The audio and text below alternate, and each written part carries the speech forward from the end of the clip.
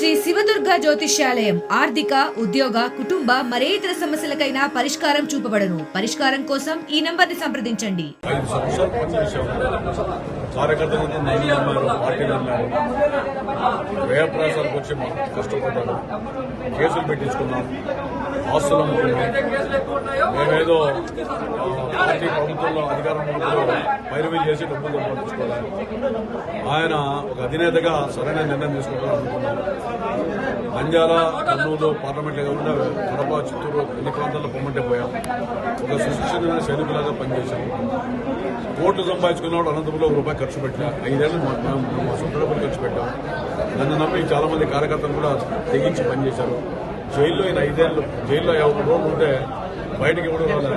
నేను బయటకు వచ్చాను, వేలాది మంది అకౌంట్లో బయటకు వచ్చారు. మరి టికెట్ వాళ్ళంతా ఎక్కడికి పోయారు? ఇవన్నీ కూడా 10 గంటలకు ప్రెస్ మీట్ పెట్టి నేను కొన్ని విషయాలు మాట్లాడి 2 రోజుల్లో ఒక ఆత్మీయ సమావేశం జిల్లా వ్యాప్తంగా అందరూ కూడా పిలుచుకొని ఏర్పాటు చేస్తున్నా. దాంట్లో భవిష్యత్తు ప్రణాళికని కార్యాచరణ నిర్ణయాన్ని కూడా వ్యూహాన్ని కూడా ఏర్పాటు చేసుకున్నాం. తప్పకుండా అనంతపురంలో చేసినటువంటి అన్యాయం ఏదైతే ఉందో చంద్రబాబు నాయుడు ఆయన చేసినటువంటి తీసుకున్న నిర్ణయం అయితే ఉందో జీవితకాలం ఆయన బ్రతికున్నంత వరకు కూడా తన మనస్సు ఆత్మ ఉంటే ఈ యొక్క చేసిన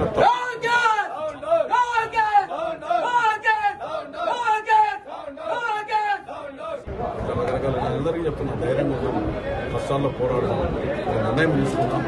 మనకు జరిగినటువంటి ఏదైతే ఉందో అది నిజంగా ఒక మాయంగా మిగిలిపోతుంది.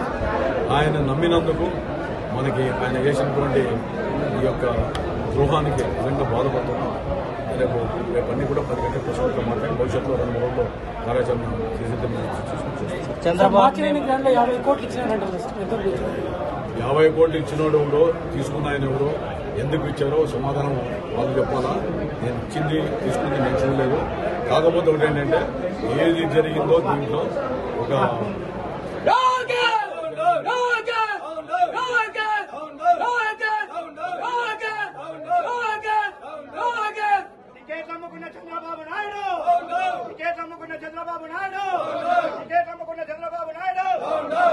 పరిణామాలకి ఆయన ఉపయోగించాడు. అంటే రాష్ట్రంలో అనంతపురంకి వచ్చే వాళ్ళకే ఈ విధమైన నిర్ణయం తీసుకున్నాడంటే ఆయనకి మరి దేనికి లొంగాడో, దేనికి నిర్ణయం తీసుకున్నాడో సమాధానం ఆయన కార్యకర్తలు చెప్పాలో.